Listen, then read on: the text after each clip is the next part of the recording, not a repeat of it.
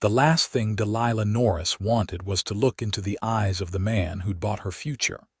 But her father left her no choice when he dragged her into the parlor that sweltering July afternoon in 1878 and told her to make herself presentable for Mr. Carson Pike.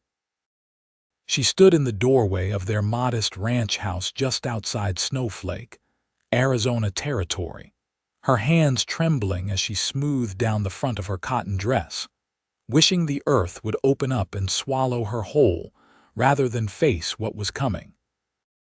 The sun beat down mercilessly on the dusty street beyond, and somewhere in the distance, a horse whinnied, the sound carrying across the arid landscape dotted with juniper and pine trees that gave the town its unlikely name.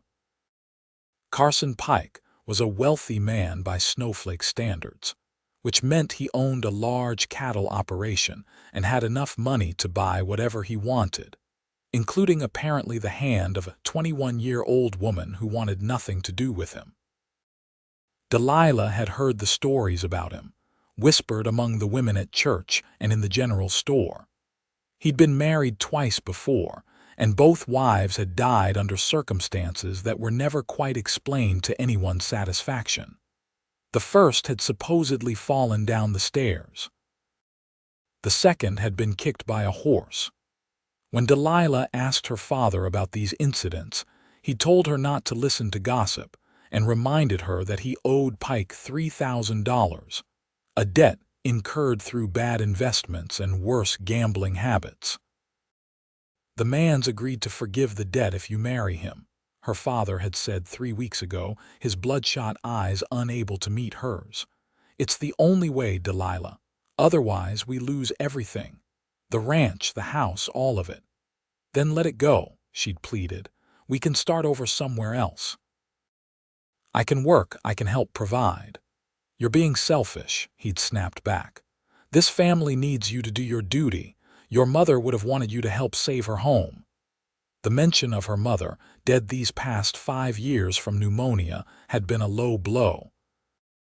Her mother would have been horrified at the arrangement, and Delilah knew it. But her father had already made up his mind, already shaken hands with Carson Pike, already set the wedding date for 3 weeks hence. Today was supposed to be a cordial dinner where she and Pike could get to know each other better, though Delilah suspected it was more about Pike inspecting his purchase one final time before committing. She heard the heavy footsteps in the parlor and steeled herself, walking in with her spine straight and her chin up. If she had to endure this, she'd do it with whatever dignity she could muster. Carson Pike stood by the window, his broad back to her, his hands clasped behind him. He was 47 years old, thick around the middle, with thinning gray hair and a face that seemed set in a permanent scowl. When he turned to look at her, his small eyes traveled over her body in a way that made her skin crawl. "Miss Norris," he said, his voice a low rumble. "You look well enough, I suppose." "Mr. Pike," she replied, keeping her voice steady. "Your father tells me you're a good cook and can manage a household. That true?" "I've been managing this household since my mother died, so yes," he grunted. "Good. I don't tolerate laziness in my home.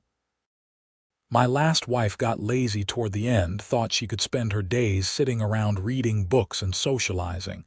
I put a stop to that quick enough." Delilah's stomach turned. "I'm sure you did. You'll give me sons," he continued, as if discussing the weather. "That's the main thing. I need heirs for my ranch, boys who can carry on the Pike name. You're young enough, that shouldn't be a problem." "Anything else?" Delilah asked, unable to keep the edge from her voice. His eyes narrowed. "You've got some spirit in you. That's fine for now, but once we're married, you'll learn to keep a civil tongue in your head. I'm the master of my house, and what I say goes. Understood?" Before she could respond, her father rushed into the room, wringing his hands. Now, Delilah's a good girl, Pike. She'll make you a fine wife. She's just a bit nervous, that's all. Wedding jitters." "We're not married yet," Delilah said quietly, Pike stepped closer to her, so close she could smell the tobacco on his breath.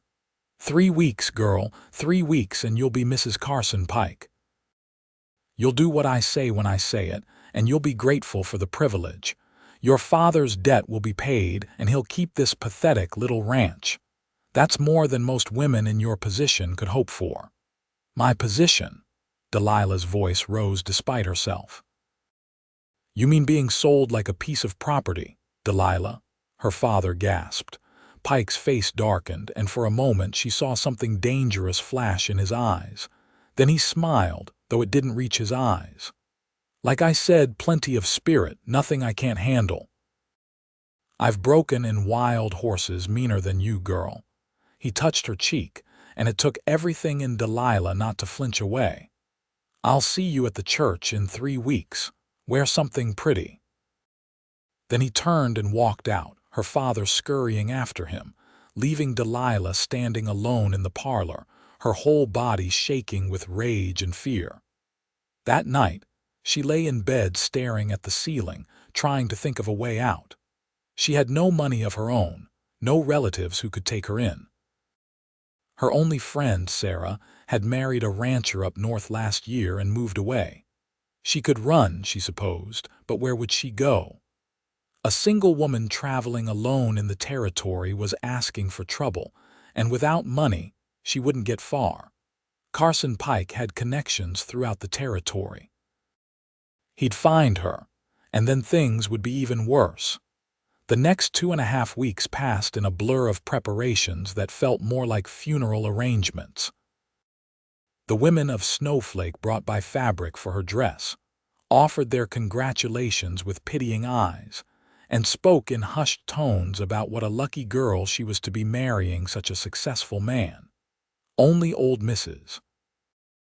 Henderson, who ran the boarding house on Main Street, had the courage to pull Delilah aside one afternoon and whisper, "If you need help, child, you come find me. Don't matter what time of day or night."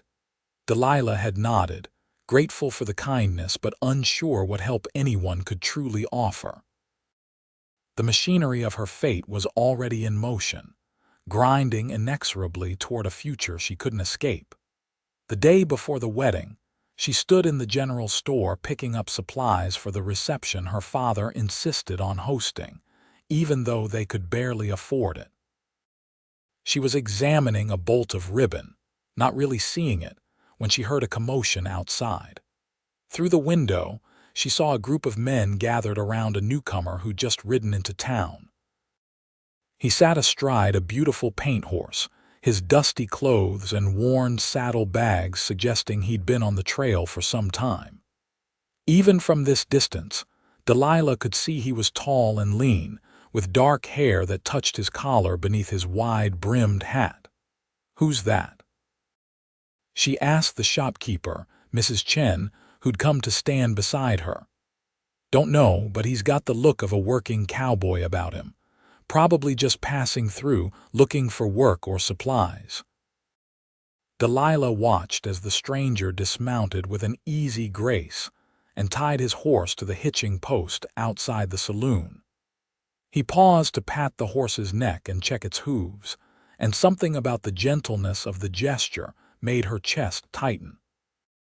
Here was a man who cared for his animal, who took time despite his obvious weariness to see to its comfort. "Miss Norris," Mrs. Chen's voice broke through her thoughts. "Did you want this ribbon or not?" "Yes, sorry." Delilah shook herself and returned to the counter, pushing thoughts of the stranger from her mind. What did it matter who rode into town? Tomorrow she'd be Mrs. Carson Pike, and her life as she knew it would be over. She finished her shopping and stepped out into the late afternoon heat, her arms full of packages. She was so focused on not dropping anything that she didn't see the man until she'd nearly walked into him. Strong hands steadied her, catching her arm and preventing a collision. "Whoa there," a deep voice said. "You all right, miss?" Delilah looked up and found herself staring into the warmest brown eyes she'd ever seen. Up close, the stranger was even more striking than she'd thought. He had a strong jaw shadowed with several days' worth of stubble, a straight nose, and a mouth that looked like it smiled easily. He was young, probably no more than 25, and there was something open and honest in his face that was the complete opposite of Carson Pike's calculating coldness. "I'm fine, thank you," she managed, acutely aware that he was still holding her arm. He released her immediately and tipped his hat. "Ethan Cross, madam, just rode in from New Mexico territory. Didn't mean to startle you. Delilah Norris, and you didn't. I wasn't watching where I was going. Can I help you with those packages? Looks like you've got your hands full." "Oh no, that's not necessary. I can manage." But even as she spoke, one of the packages began to slip, and Ethan quickly caught it before it could fall. He smiled, and it transformed his whole face, making him look younger and somehow both playful and sincere at the same time. "Seems like maybe you could use a hand after all. Where are you headed?" Delilah hesitated. The last thing she needed was to be seen walking with a strange man the day before her wedding. But the packages really were unwieldy, and her horse and wagon were parked at the end of the street. "My wagon's just down there," she said, nodding toward it. "But people will talk if they see us together." "Why's that?" "I'm getting married tomorrow." Something flickered across his face, too quick for her to identify. "Well, congratulations. Lucky man." "Thank you." The words tasted like ash in her mouth. They walked in silence for a moment, and then Ethan said, "You don't sound too happy about it, if you don't mind my saying." "I don't think that's any of your business, Mr. Cross." "You're right. I apologize. I just meant that most brides I've known have been a little more excited about their upcoming nuptials." "Well, I'm not most brides." She didn't mean to sound so bitter, but the words came out sharp anyway. They reached her wagon, and Ethan helped her load the packages into the back. As he handed her the last one, their fingers brushed, and Delilah felt an unexpected jolt of awareness shoot through her. She pulled back quickly, her cheeks heating. "Thank you for your help, Mr. Cross." "It was my pleasure, Miss Norris." He paused, studying her with those intense brown eyes. "I hope everything works out the way you want it to." There was something in his tone that made her think he suspected not everything was as it should be. She climbed up onto the wagon seat, gathering the reins. "Goodbye, Mr. Cross, madam." He tipped his hat again and stepped back, and Delilah urged her horse forward, acutely aware of his eyes on her back as she drove away. That night, she barely slept. She kept thinking about Ethan Cross and the kindness in his eyes, the gentleness of his hands when he'd steadied her. She imagined what it would be like to marry a man like that instead of Carson Pike. A man who smiled easily and helped strangers carry their packages. A man who took care of his horse and didn't look at women like they were property to be acquired. But Ethan Cross was just a passing stranger, and she was promised to Carson Pike. In less than 12 hours, she'd stand before Reverend Michaels and pledge her life to a man she despised and feared. The thought made her physically ill. When dawn finally broke, painting the sky in shades of pink and gold, Delilah rose and dressed mechanically. Her father had hired Mrs. Henderson to come help her with her hair and dress, and the older woman arrived at 8 o'clock, her kind face creased with concern. "You look pale, dear," she said, setting down her bag of combs and pins. "Did you sleep at all?" "Not much." Mrs. Henderson took both of Delilah's hands in hers. "It's not too late, you know, you could still leave. I have some money saved. It's not much, but it would get you to California, maybe. You could start fresh there." Tears pricked Delilah's eyes. "I can't. My father would lose everything, and Pike would come after me, you know he would." "Your father made his own choices, and he should face his own consequences, not you. It's too late now. Everyone's expecting a wedding." The Reverend, the town, Pike's men.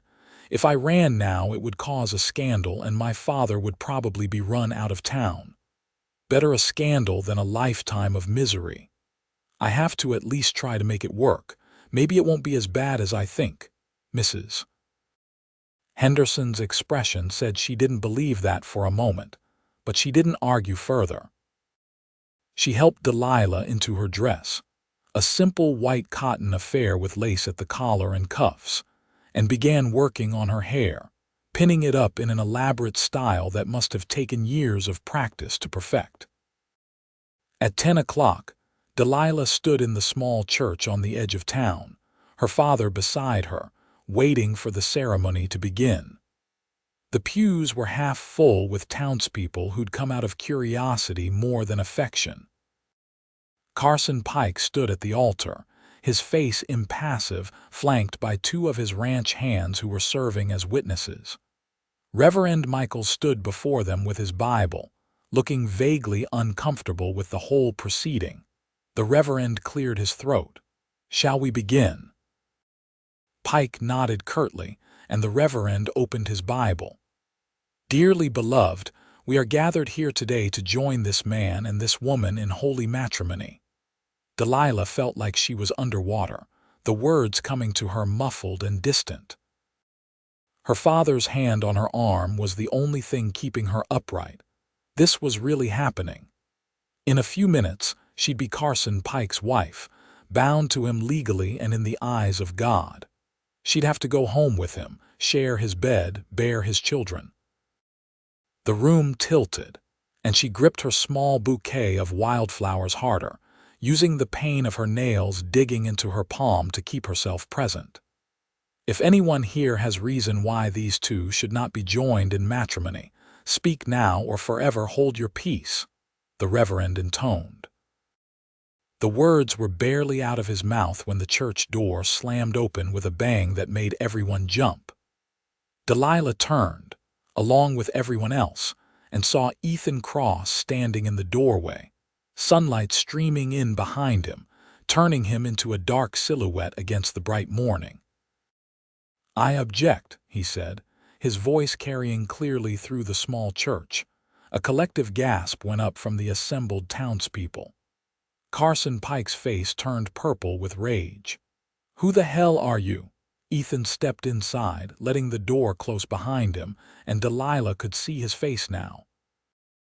He looked determined and just a little bit scared, but he walked steadily down the aisle toward them.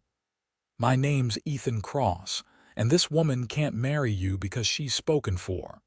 Delilah's heart hammered so hard she thought it might burst from her chest. "What?" "You're spoken for, Delilah," Ethan repeated, his eyes meeting hers. "You're going to marry me," Pike exploded. "This is outrageous. I paid good money for this marriage. I have a contract with her father." "A contract to sell his daughter." Ethan's voice was cold. "Pretty sure that's not legal, even in the territory."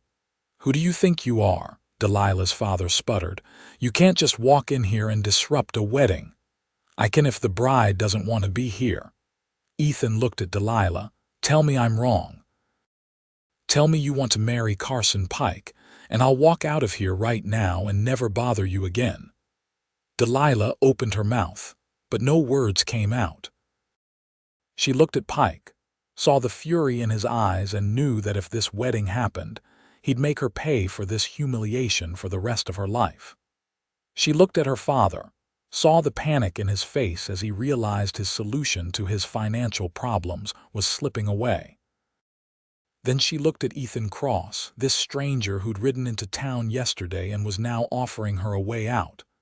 "I don't want to marry Carson Pike," she whispered. "What?" her father said. "Delilah, you can't mean that."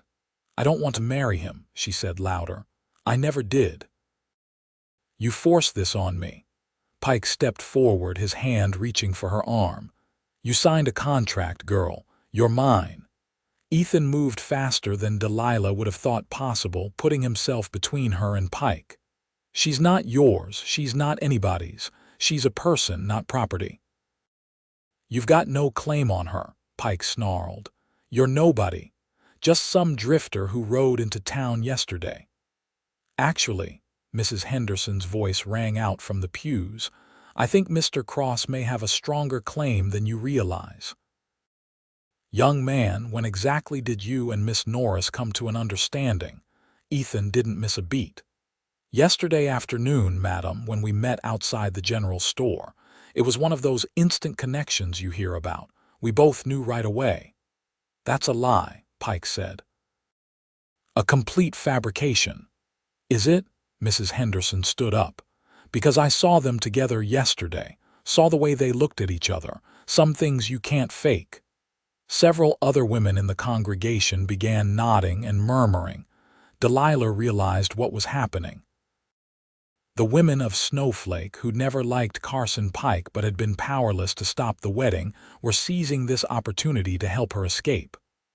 "I saw them too," said Mrs. Chen. "Down by the general store. They looked very much in love." "This is absurd," Pike roared. "Reverend, continue the ceremony." But Reverend Michaels was looking at Delilah with concern. "Miss Norris, is what they're saying true? Do you have feelings for this man?" Delilah looked at Ethan, saw the hope and determination in his eyes, and made a choice. "Yes, yes, I do." "She's lying to get out of the wedding," Pike said. "Her father owes me money. We have an agreement." "An agreement between two men about a woman's future," the Reverend said slowly.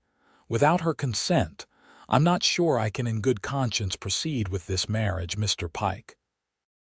"I'll have that debt repaid," Pike threatened, turning to Delilah's father. "Every cent with interest, or I'll take your ranch." "I'll pay it," Ethan said. Everyone turned to stare at him. Delilah felt her jaw drop. "What? How much does he owe you?" Ethan asked Pike. $3,000. "You expect me to believe a saddle tramp like you has that kind of money?" "I've been working cattle drives for 7 years," Ethan said. "Saved every penny I didn't need for supplies. Was planning to use it to buy land and start my own ranch, but this seems like a better use for it." He pulled a thick leather wallet from his inside jacket pocket. "I've got a bank draft here for $3,500, drawn on the bank in Santa Fe. That should cover the debt and the interest." Pike stared at the bank draft like it was a snake. "This is ridiculous. The girl's promised to me." "She was never yours to claim," Ethan said firmly. "No amount of money changes that, but I'm willing to pay what's owed to settle the matter clean. Her father's debt is paid, you get your money, and Delilah is free to make her own choice." "And what choice is that?" Pike sneered. "To marry you instead, a man she just met." Ethan looked at Delilah and she saw vulnerability in his eyes now. "That's up to her. I'm not trying to buy her or force her into anything. I'm just offering another option. She can marry me or she can stay free. Either way, the debt is paid, and she doesn't have to marry a man she's afraid of." "I'm not afraid of him," Delilah said automatically, then stopped. "That's not true. I am afraid of you, Mr. Pike. I've been terrified ever since my father told me I had to marry you." "You ungrateful little wretch," Pike spat. "After everything I've offered you." "You offered me nothing but a lifetime of misery," Delilah shot back, finding her courage now that escape was within reach. "Everyone knows what happened to your previous wives." "My wives died in accidents." "2 wives, 2 accidents. Convenient." Pike's hand shot out and grabbed her wrist, his grip painful. "You watch your mouth." Ethan grabbed Pike's arm and twisted it away from Delilah with such force that Pike stumbled backward. "Don't touch her. This isn't over," Pike snarled. "I'll see you both ruined for this." "That's enough," the Reverend said, his voice sharp with authority. "Mr. Pike, I think you should leave. This is my wedding." "No, it's not. There's not going to be a wedding, not today. Miss Norris has made it clear she doesn't consent to this marriage, and I will not perform a ceremony under these circumstances." Pike looked around the church, saw the expressions on the faces of the townspeople, all of them ranging from hostile to unsympathetic, and seemed to realize he'd lost. "Fine, but I want my money. Now." Ethan stepped forward and handed him the bank draft. "Consider the debt paid in full." Pike snatched it from his hand, examined it closely, then folded it and shoved it in his pocket. "You're fools, both of you. This town will hear about this." He turned and stormed out of the church, his boots echoing on the wooden floor. Delilah's father looked stricken. "Delilah, what have you done? That man was our salvation." "He was your salvation, father, not mine. I would have been miserable. And what are you going to do now?" "Marry this stranger." Delilah looked at Ethan, really looked at him. He'd just spent his entire life savings to free her from a marriage she didn't want. He'd walked into a church full of strangers and challenged a powerful man, all for a woman he barely knew. It was either the most romantic thing she'd ever heard or the most foolish. Maybe both. "Can we talk?" she asked him. Privately, he nodded, and together they walked out of the church, leaving the stunned congregation behind. Outside, the sun was brilliant, the sky a deep blue, and Delilah felt like she could breathe for the first time in weeks. They walked down to the edge of the churchyard, where a small grove of trees provided some shade. "Why did you do that?" Delilah asked. "You don't even know me."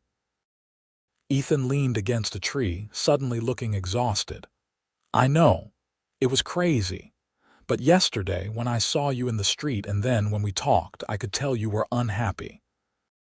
And then last night, I was at the saloon and heard some of the men talking about Carson Pike and his new bride and what happened to his last wives. I started asking questions, and the more I learned, the more I knew I couldn't just ride out of town and leave you to that fate." "So you decided to marry me instead?" "No. Well, not exactly. I decided to give you a choice. I paid the debt to free you from the obligation. Whether you want to marry me or not is entirely up to you. If you'd rather just take your freedom and go your own way, I understand. I'm not trying to trap you into another situation you don't want." Delilah studied him. "You spent your life savings on me. You said you were going to buy land. There'll be more money. There's always more work for a good cowboy. But I couldn't stand by and watch you be forced into marriage with that man. Not when I could do something about it. That's possibly the most foolish and wonderful thing anyone's ever done for me." He smiled, that transformative smile she remembered from yesterday. "I have a tendency toward the foolish and wonderful." "I don't love you," Delilah said bluntly. "I don't even know you, I know. I don't expect you to, but I think we could get to know each other, if you're willing." "Why would you want to marry someone who doesn't love you?" Ethan was quiet for a moment, his eyes searching her face. "When I saw you yesterday, carrying those packages and trying so hard to be brave even though you were clearly heartbroken, I felt something. I don't know if it was love at first sight or just recognition, like my soul knew yours." "That probably sounds ridiculous. It sounds like something out of a dime novel, maybe, but that doesn't make it less true." He pushed off from the tree and stood in front of her. "I'm 24 years old. I've been on my own since I was 16, working ranches across 3 territories. I've saved my money and learned my trade, and I was ready to settle down and build something. I just never had anyone to build it with. When I saw you, I thought maybe I'd found her. That's a lot of pressure to put on someone you just met. I'm not trying to pressure you. I'm just being honest. If you want to marry me, I promise I'll spend the rest of my life trying to make you happy. If you don't, that's all right too. You're free either way." Delilah wrapped her arms around herself, thinking hard. She could take her freedom and leave Snowflake, try to make it on her own somewhere else. But that would be difficult and dangerous for a woman alone. She could stay in Snowflake and try to rebuild her life here, but her father would pressure her constantly about the debt Ethan had paid, and Carson Pike would make trouble wherever he could. Or she could marry Ethan Cross, a stranger who'd proven himself kind and brave and willing to sacrifice for her. It wasn't love, but it was a chance. A chance at a different life, a partnership with someone who seemed decent. And maybe, over time, love would grow. Stranger things had happened. "If I said yes," she said slowly, "what would that look like? What kind of life would we have?" "I'd like to buy some land," Ethan said. "Start a small ranch. Nothing fancy, just enough to run a few dozen head of cattle and some horses. Build a house, maybe near water if we can find it. I'd work hard and I'd treat you well. I'd never force you to do anything you didn't want to do in bed or out of it. I'd respect you and listen to you and try to be a good husband. Would you expect me to fall in love with you? I'd hope for it, but I wouldn't demand it. Love isn't something you can force." Delilah took a deep breath. Okay, yes, I'll marry you, Ethan Cross. Not today, I don't think I could handle that, but soon." The joy that lit up his face was almost painful to witness. "You mean it?" "I do. You saved me today. You gave me back my life. That's not something I'll forget. I didn't do it to make you feel obligated. I know, but I'm choosing this, choosing you, and maybe it's crazy and maybe we'll regret it, but right now it feels like the right choice." Ethan took her hand, his grip warm and strong. "I'll do everything I can to make sure you never regret it." They walked back to the church together, hand in hand, and found the congregation still there, waiting to see what would happen. When Delilah and Ethan appeared together, Mrs. Henderson started clapping, and soon the whole church joined in. "Are we having a wedding after all?" Reverend Michaels asked with a smile. "Not today," Delilah said, "but soon. We need some time to get to know each other first." "That sounds wise," the Reverend agreed. Delilah's father approached, looking uncertain. "Delilah, I want to apologize. I should never have tried to force you into marriage with Pike. I was desperate and scared, and I made a terrible mistake." "You did," Delilah agreed. "But Mr. Cross has paid your debt, so you have a chance to start over too. I hope you'll use it wisely." "I will, I promise." He looked at Ethan. "Thank you, son, for helping my daughter and for paying what I owed. I'll find a way to pay you back." "That's not necessary," Ethan said. "Just take care of your ranch and yourself. That's payment enough." The townspeople gradually dispersed, many of them stopping to congratulate Delilah and wish her well. Mrs. Henderson and Mrs. Chen both hugged her tightly and whispered that she'd made the right choice. Even some of the men who'd been friends with Carson Pike seemed relieved that the wedding hadn't gone through, though they were careful not to say so too loudly. When everyone had left, Delilah and Ethan found themselves alone outside the church. The sun was high now, and the day stretched before them, full of possibility. "What do we do now?" Delilah asked. "I need to find a place to stay. I spent last night at the boarding house, but I'm not sure how long I can afford it now that I've spent most of my money. Mrs. Henderson will probably give you a good rate, especially after what you did today, and I can help. I have a little money saved, not much, but some." "I don't want to take your money. We're going to be married. We're going to be partners. That means we share everything, including resources." Ethan smiled. "Partners. I like the sound of that." Over the next few weeks, Delilah and Ethan spent almost every day together, getting to know each other in a way they never could have if they'd been forced into an immediate marriage. Ethan found work at a ranch outside of town, earning enough to pay for his room at Mrs. Henderson's boarding house and save a little besides. Delilah continued to help her father with his ranch, though she insisted on keeping her earnings separate now, building her own small nest egg. They took walks together in the evenings, when the desert cooled, and the sky turned brilliant shades of orange and purple. Ethan told her about his childhood in Texas, how his parents had died of fever when he was young, leaving him to be raised by an uncle who worked him hard but taught him everything about ranching. He told her about his dreams of owning his own place, of building something that would last. Delilah told him about her mother, about the happy years before she died and the difficult ones after. She told him about the pressure from her father, about her fear of Carson Pike, about the future she'd thought was inevitable until Ethan had walked into that church.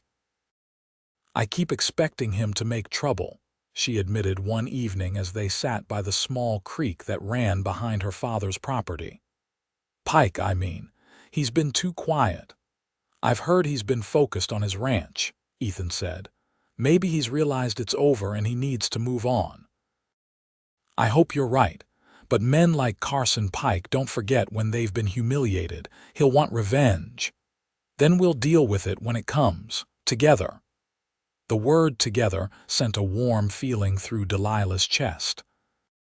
She was getting used to it, used to having someone on her side, someone who cared about her welfare and her happiness. It was a new and precious thing. One evening, about 5 weeks after the disrupted wedding, Ethan kissed her for the first time. They were sitting on the porch of her father's house, watching the stars come out, and Ethan had been telling her a funny story about a stubborn bull he'd dealt with at work. She'd laughed, really laughed, and when she looked at him, she saw such warmth in his eyes that her breath caught. "Can I kiss you?" he asked softly. Delilah nodded, suddenly nervous, and Ethan leaned in slowly, giving her time to change her mind. When his lips met hers, it was gentle and sweet, nothing like she'd imagined kisses would be. His hand came up to cup her cheek, his thumb brushing her skin, and Delilah felt something inside her shift and settle, like a key turning in a lock. When they pulled apart, Ethan was smiling. "I've been wanting to do that for weeks." "Why didn't you?" "I wanted to wait until you were ready." "Until it felt right." "It felt right," Delilah whispered. "Good." They set the wedding date for late August, giving them 2 full months to plan and prepare. It would be a small ceremony, just close friends and family, the opposite of the elaborate affair Carson Pike had wanted. Delilah made her own dress with help from Mrs. Henderson and Mrs. Chen, a simple but elegant design in cream-colored silk that made her feel beautiful. The night before the wedding, Delilah couldn't sleep. She lay in bed, thinking about how much her life had changed in just 2 months. She'd gone from dreading her future to looking forward to it. She'd gotten to know Ethan, had grown to care for him deeply, and while she wasn't sure if what she felt was love yet, it was certainly the beginning of something powerful. There was a soft tap on her window, and Delilah's heart jumped. She got out of bed and pulled back the curtain to find Ethan standing outside, looking sheepish. "What are you doing here?" she whispered, opening the window. "It's bad luck to see the bride before the wedding." "I know, but I couldn't sleep. I kept thinking about tomorrow, about how lucky I am, and I had to see you. You're crazy." "Probably." "Can you come outside for a minute?" Delilah hesitated, then threw a shawl over her nightgown and climbed out the window, letting Ethan help her down. They walked a short distance from the house, far enough that they could talk without waking her father. "What's wrong?" Delilah asked. "Are you having second thoughts?" "No, God, no, nothing like that." Ethan took her hands. "I just wanted to tell you something before tomorrow. Before we make it official." "What?" "I love you, Delilah. I know we said we'd take it slow, that love would come in time, but I can't wait any longer to say it. I love you. I love your strength and your courage and your determination. I love the way you laugh and the way you think about things. I love who you are, and I'm so grateful I get to spend my life with you." Delilah felt tears prick her eyes. "Ethan, I don't know if I can say it back yet. I care about you so much, and I think what I feel might be love, but I'm not sure." "That's okay. I'm not saying it because I expect you to say it back. I'm saying it because it's true, and I wanted you to know before we get married. No pressure, no expectations. Just the truth." Delilah reached up and cupped his face, feeling the roughness of his stubble under her palms. "You're a good man, Ethan Cross, the best I've ever known." "That's enough for now." They stood together in the darkness, holding each other, and Delilah felt something settle deep in her heart. Maybe this was love, she thought. Maybe love wasn't the lightning strike she'd always imagined, but rather this growing warmth, this sense of rightness, this feeling of coming home. The next morning dawned clear and beautiful, perfect weather for a wedding. Delilah dressed with help from Mrs. Henderson, her hands surprisingly steady as she buttoned up her dress and fixed her hair. She felt calm, certain, ready. The ceremony was held in the same church where Carson Pike had tried to marry her, but this time the atmosphere was completely different. The small congregation was full of people who genuinely cared about her and Ethan, who were happy to see them married. Delilah walked down the aisle on her father's arm, but she barely noticed him. Her eyes were fixed on Ethan, who stood at the altar in a new suit, his face glowing with joy. Reverend Michaels performed the ceremony with warmth and humor, speaking about partnership and respect and growing together. When it came time for the vows, Ethan spoke his clearly and firmly, his eyes never leaving Delilah's face. When it was her turn, Delilah found her voice strong and steady. "I, Delilah Norris, take you, Ethan Cross, to be my lawfully wedded husband.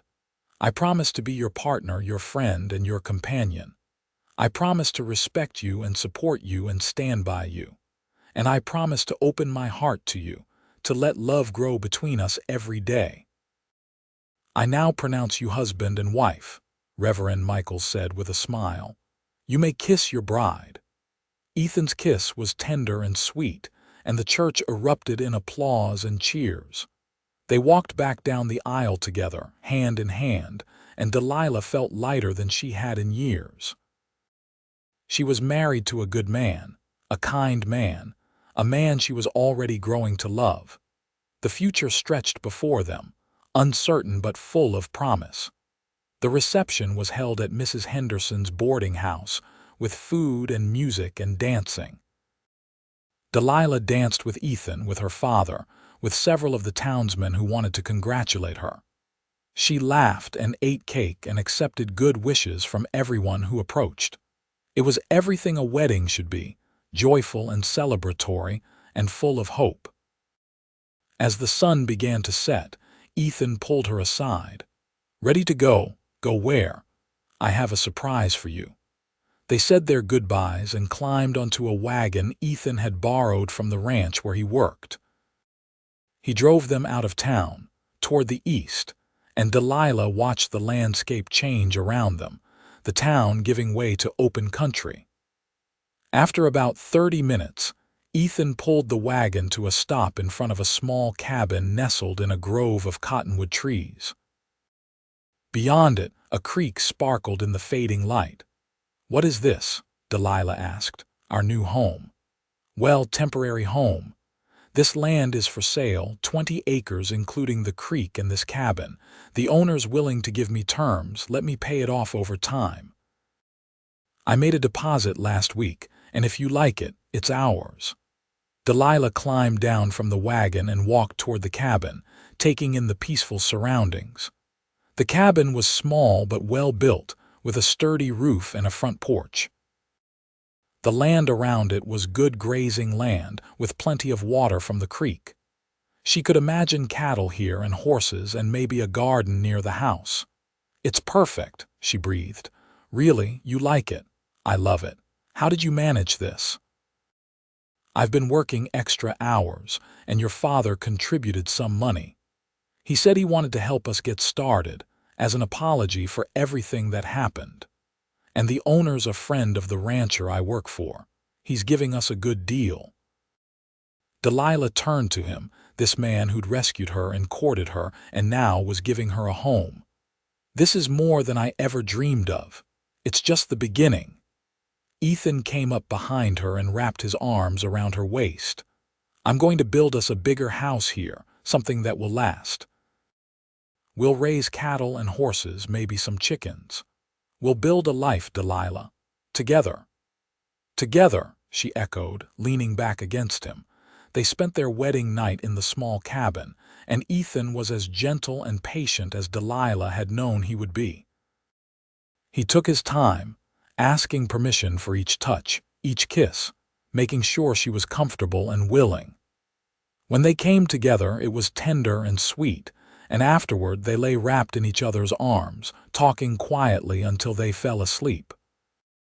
The next morning, Delilah woke to find sunlight streaming through the window and Ethan already up, making coffee on the small stove. He smiled when he saw her awake and brought her a cup. "Good morning, Mrs. Cross." "Mrs. Cross," Delilah repeated, testing out the name. "I like the sound of that." "So do I."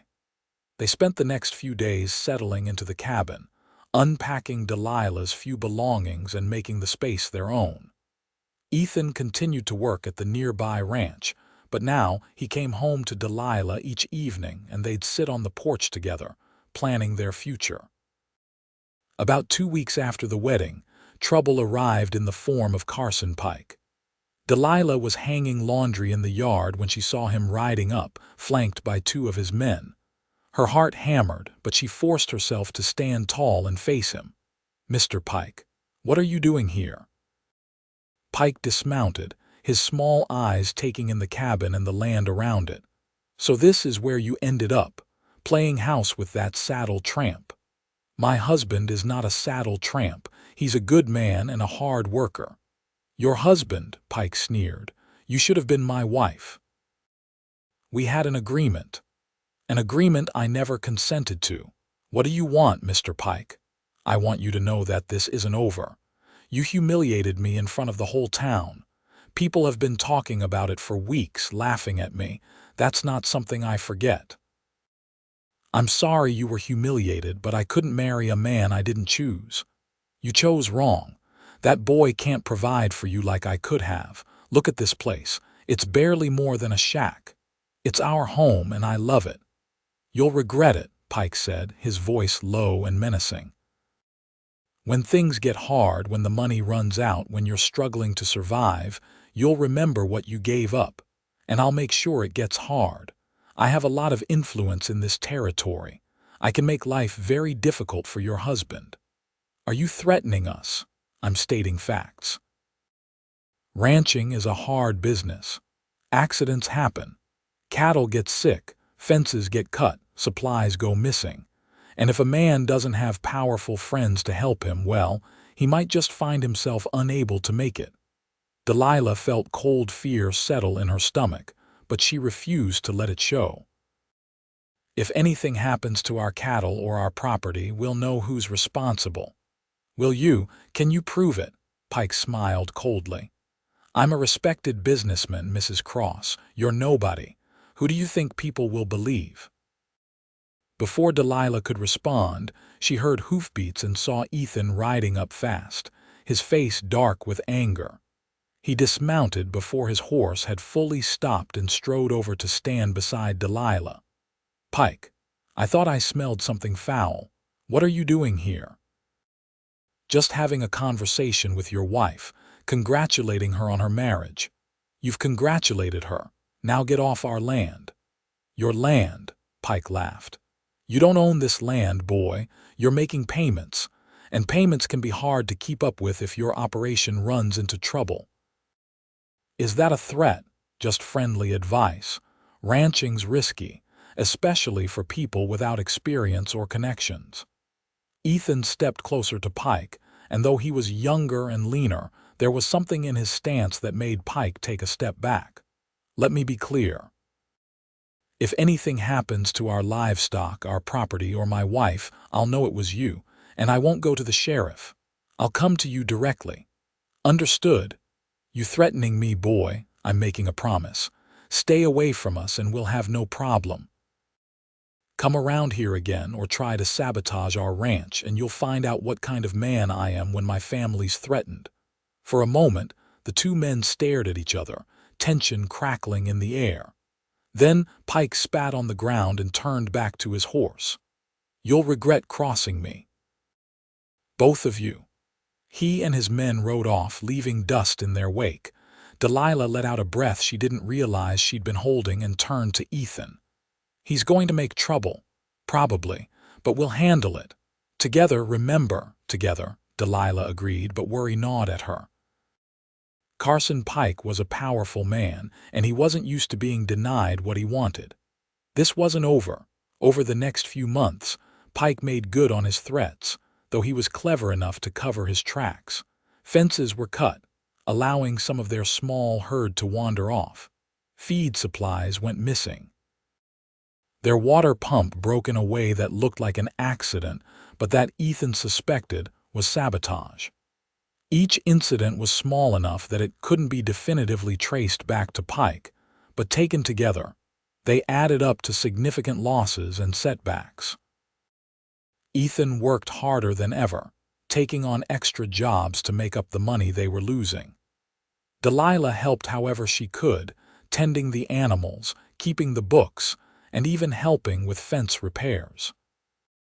They were tired and stressed, but they were also growing closer, the adversity forcing them to rely on each other in ways they might not have otherwise. One night in November, as they sat by the fire after another long day, Delilah said, "Maybe we should leave. Go somewhere Pike can't reach us." "And let him win." Ethan shook his head. "This is our land, Delilah, our home. We're not running. But what if it gets worse? What if he does something more serious? Then we'll deal with it. But I won't let him drive us off our own property." Delilah looked at her husband, saw the determination in his face, and felt a surge of emotion so strong it took her breath away. "I love you," she said. Ethan's head whipped around to stare at her. "What?" "I love you, Ethan. I think I have for a while now, but I wanted to be sure. But watching you fight for us, for our home, for our future, I know I love you." Ethan crossed the room in 2 strides and pulled her into his arms, kissing her deeply. "I love you too. God, I love you so much." They made love that night with a passion and intensity that was new, their bodies and hearts fully aligned for the first time. Afterward, wrapped in each other's arms, Delilah felt a sense of peace despite all their troubles. Whatever came, they'd face it together. They had each other, and that was enough. The resolution came from an unexpected source. In early December, a federal marshal arrived in Snowflake, investigating reports of cattle rustling and property crimes in the area. Several ranchers had filed complaints, and the marshal was determined to get to the bottom of it. One of Carson Pike's own men, angry at being cheated out of wages, came forward and testified that Pike had been ordering sabotage against smaller ranches, including Ethan and Delilah's. The marshal arrested Pike and 2 of his foremen. The trial was quick, and the evidence was damning.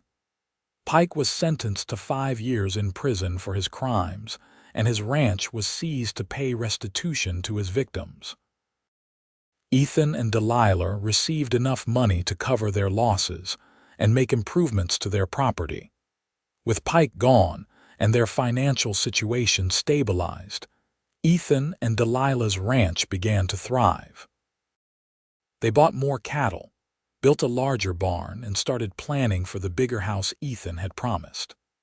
Delilah discovered she was pregnant in the spring of 1879, and their son was born that October, a healthy boy with his father's dark hair and his mother's determined chin. They named him Samuel, after Ethan's father. Life settled into a comfortable rhythm. Ethan proved to be as good a father as he was a husband, doting on little Samuel and helping with all the nighttime feedings and diaper changes. Delilah's father became a regular visitor, clearly trying to make up for his past mistakes by being a devoted grandfather. Even Mrs. Henderson and Mrs. Chen came out to visit regularly, bringing food and gifts and exclaiming over how much the baby had grown. 3 years later, in 1882, Delilah gave birth to twin girls, whom they named Rose and Lily. The house Ethan had been building was finished just in time, a beautiful 2-story structure with plenty of room for their growing family. The ranch continued to prosper, and Ethan gained a reputation as an honest and skilled rancher. Other landowners sought his advice, and he was eventually elected to the territorial council, where he advocated for fair treatment of small ranchers and homesteaders. Delilah found her own calling in teaching. She started a small school on their property, teaching not only their own children but also the children of neighboring ranches and farms. She proved to be a gifted teacher, patient and creative, and soon parents were coming from miles around to enroll their children. Years passed in a blur of hard work and happiness. Samuel grew into a responsible young man who loved the ranch as much as his father did. Rose and Lily were smart and spirited, keeping their parents on their toes. In 1888, Delilah gave birth to another son whom they named William, and their family felt complete. Carson Pike was released from prison in 1883, but he left Arizona Territory shortly after, broken and bitter. They heard rumors that he died in Montana in 1890, alone and unmourned. Delilah felt a moment of pity for him when she heard the news, but mostly she felt grateful that she'd escaped the fate he'd intended for her. Delilah's father lived long enough to see his grandchildren grown, passing peacefully in his sleep in 1895.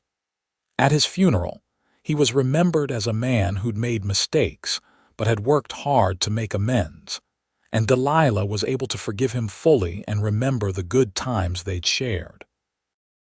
On their 20th wedding anniversary in 1898, Ethan took Delilah back to the spot where they'd first seen their land, where the cabin they'd started in still stood, now used as a storage building. They sat on the porch as the sun set, their hands clasped, reflecting on all they'd built together. "Do you ever regret it?" Ethan asked. "Marrying a stranger who rode into town and disrupted your wedding," Delilah laughed. "Never, not for a single moment. You gave me my life back, Ethan. You gave me a choice, and then you gave me everything I ever wanted. A home, a family, a partner. Love." "I'm the one who got the better deal," Ethan said. "I was just a cowboy with a dream. You made that dream real. We made it real together." "Together," Ethan agreed. They sat in comfortable silence, watching the stars come out, the same stars that had witnessed the beginning of their story 20 years ago. Their children were grown now, Samuel running the ranch alongside his father, Rose teaching at the school Delilah had founded, Lily studying medicine in Phoenix, and William apprenticing with a lawyer in Flagstaff. The ranch was thriving, the community they'd built was strong, and the love they'd started with had only grown deeper with time. "I was thinking," Delilah said, "maybe it's time we took a trip, just the two of us. We've never had a real honeymoon. Where would you want to go? Anywhere?" "Everywhere. I want to see the ocean and the mountains. I want to go to San Francisco and Denver and maybe even New York." Ethan grinned. "That sounds perfect. Samuel can manage the ranch. He's more than capable. Let's do it then. Let's take a few months and just travel, see the world together." "You're on, Mrs. Cross." They did take that trip in the fall of 1898, and it was everything Delilah had imagined and more. They saw the Pacific Ocean at San Diego, watched the sun set over the Rocky Mountains, and walked the streets of San Francisco hand in hand. In Denver, they attended the theater and danced at a fancy hotel. They sent postcards home to their children and brought back gifts and stories. But the best part of the trip was simply being together, rediscovering each other without the daily demands of the ranch and family. They talked for hours, made love in fancy hotel rooms and under the stars, and fell in love all over again. When they returned to Snowflake in early 1899, they found everything running smoothly in their absence. Samuel had made several improvements to the ranch operations. Rose had expanded the school. Lily was home for a visit with stories about her medical studies. And William had passed his bar examination and was opening his own law practice in Phoenix. "Our children are amazing," Delilah said as they watched all four of them gathered around the dinner table, laughing and arguing and teasing each other the way siblings do. "They are," Ethan agreed. "We did good. We did very good." As the new century dawned in 1900, Ethan and Delilah found themselves entering a new phase of life. They were grandparents now, with Samuel and his wife expecting their first child. They had more time to themselves as the children pursued their own dreams and careers. The ranch was well established and profitable, requiring less of Ethan's constant attention. They took advantage of this freedom to travel more, to spend long afternoons reading together on the porch, to take evening rides through the countryside they'd come to know so well. They hosted family gatherings and community events, their home becoming a center of warmth and hospitality that drew people from all over the territory. On a warm summer evening in 1905, as they celebrated their 27th anniversary surrounded by their children and grandchildren, Delilah looked around at the life they'd built and felt overwhelmed with gratitude. From that terrifying day in 1878 when she'd been forced to marry a cruel man, to this moment of joy and abundance, the journey had been long and sometimes difficult, but always worth it. Ethan caught her eye across the crowded room and smiled, that same transformative smile that had captured her heart all those years ago. He made his way through the crowd to her side and took her hand. "Happy anniversary, my love. Happy anniversary. Can you believe it's been 27 years? Best 27 years of my life. Mine too."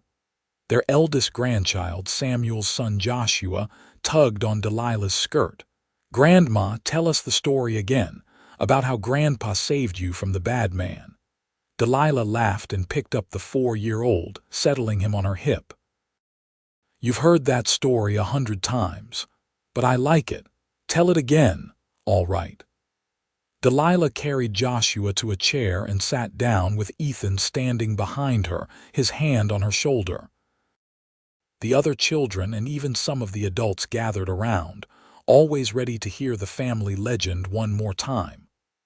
"Once upon a time," Delilah began, "I was going to marry a very bad man.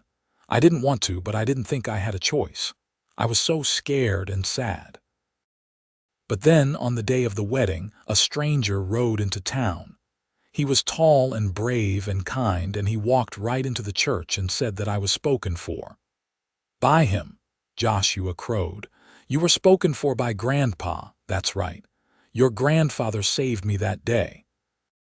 He gave me a choice and a chance at a different life, and I chose him, and we built all of this together." She gestured around at the house, the family, the life they'd created. "And we lived happily ever after. Just like in the fairy tales," Joshua said happily. "Just like in the fairy tales," Delilah agreed, looking up at Ethan with all the love in her heart shining in her eyes. Ethan leaned down and kissed the top of her head. "Better than the fairy tales," he murmured, "because this is real." The party continued late into the night, with music and dancing and laughter echoing across the ranch. When the last guest had finally left, and the children had taken the sleeping grandchildren home, Ethan and Delilah walked out onto the porch of their house, looking out at the land they'd built their life on. "You remember standing in almost this exact spot 27 years ago?" Ethan asked. "When I first showed you this place, I remember, I thought it was perfect then, and I still do. I promised you I'd build us a life here. You did. We did, together." They stood there for a long time, wrapped in each other's arms, watching the stars wheel overhead. The same stars that had witnessed their beginning, that had seen every triumph and struggle, every moment of joy and sorrow. The stars that would continue to shine long after they were gone, looking down on the legacy they'd created. But that was far in the future. For now, they had each other, their family, their home. They had built something that would last, a love story for the ages, born from courage and choice and the willingness to take a chance on a stranger who walked into a church and changed everything. As they finally went inside and climbed the stairs to their bedroom, Ethan paused and pulled Delilah close one more time. "I love you, Delilah Cross, more than I did yesterday, less than I will tomorrow." "I love you too, Ethan Cross. Thank you for riding into that church all those years ago. Best decision I ever made." "Mine too." They went to sleep that night as they had for 27 years, wrapped in each other's arms, secure in the knowledge that whatever tomorrow brought, they'd face it together. It was a love story born of courage and circumstance, but it had grown into something rare and precious, a partnership built on respect and affection and deep, abiding love. The years continued to pass, bringing new grandchildren and eventually great-grandchildren. Samuel took over running the ranch completely, allowing Ethan to retire officially, though he never truly stopped working, always finding projects to occupy his hands and mind. Rose's school grew into a full academy, educating hundreds of children over the years. Lily became a respected doctor, one of the first women physicians in Arizona Territory and later state. William's law practice flourished, and he eventually became a territorial and then state judge. Through it all, Ethan and Delilah remained the center of their family, the example of what love and commitment could build. They celebrated their golden anniversary in 1928, surrounded by 4 generations of family, all of them there because of a choice made 50 years earlier in a small church in Snowflake. When Ethan passed away in 1932 at the age of 78, Delilah held his hand and whispered the story of their beginning one last time, reminding him of the day he'd ridden into her life and changed everything. He smiled and squeezed her hand and told her it was the best thing he'd ever done. Delilah followed him 2 years later, dying peacefully in her sleep at 77, surrounded by children and grandchildren who'd all grown up on the stories of her courage and his chivalry. They were buried side by side on a hill overlooking their ranch, with a simple stone that read Ethan Cross, 1854–1932, and Delilah Cross, 1857–1934, together forever. Their story became part of the history of Snowflake, told and retold to new generations. The ranch stayed in the family, passed down through Samuel's line, continuing to thrive into the modern era. The house Ethan built still stood, maintained lovingly by descendants who understood that it represented more than just wood and stone. It represented courage and choice, and the power of love to transform lives. And on summer evenings, when the light slanted golden across the Arizona landscape, and the breeze whispered through the cottonwood trees, people said you could sometimes see 2 figures standing on the porch of the old house, hand in hand, looking out over the land they'd built together. A cowboy who'd bet everything on a stranger's happiness, and a woman who'd chosen courage over comfort and found both. It was a love story for the ages, born in a moment of crisis, nurtured through years of partnership, and lasting far beyond the lifetimes of the 2 people at its center. It proved that sometimes the best love stories begin with a single act of courage, a choice made in the face of fear, and a willingness to believe that happy endings are possible, even in the wild, harsh landscape of the Old West. The legacy they built continued through their descendants, through the ranch that still bore the Cross name, through the school that Rose had founded and that still educated children, through Lily's contributions to medicine and William's to law. But most of all, their legacy lived on in the story itself, the tale of the woman who was promised to a cruel man until a cowboy rode in and said she was spoken for, and in doing so, spoke for a different kind of future, one built on choice and respect and love. And every couple in Snowflake who exchanged vows in the little church where it all began knew that they were following in the footsteps of Ethan and Delilah Cross, whose love story had started in that very spot and had created a legacy that would endure for generations to come. The story reminded everyone that love was worth fighting for, that courage could change destiny, and that sometimes the greatest adventures begin with a stranger walking through a door and offering you a choice you didn't know you had. The years flowed like water through the decades of the 20th century, but the story remained constant, a touchstone for a community that had grown from a small frontier town into a thriving modern city. The Cross family remained prominent, producing teachers and doctors and lawyers and ranchers who all carried forward the values their ancestors had embodied. On the centennial anniversary of Ethan and Delilah's wedding in 1978, the town of Snowflake held a celebration. Hundreds of Cross descendants gathered from across the country, all of them connected by blood to the couple who'd started it all with an act of courage in a small church 100 years before. They held a ceremony at the church, still standing though much modernized, and someone read from Delilah's diary, which had been preserved through the years, her own words describing that momentous day when everything changed. "I did not know him," she had written. "I had seen him only once before. But when he walked into that church and said I was spoken for, I felt something shift inside me. It was not love, not yet. It was hope. Hope that there was still choice in my life, still possibility, and that hope was enough to make me brave. I chose him, chose possibility over certainty, courage over comfort. And in choosing him, I chose the life I wanted, not the one that had been forced upon me. It was the best choice I ever made." The words resonated across the century, speaking to new generations about the importance of choice and courage. Young people left that ceremony inspired, reminded that their lives were their own to shape, that love was worth fighting for, and that sometimes taking a chance on someone or something could change everything.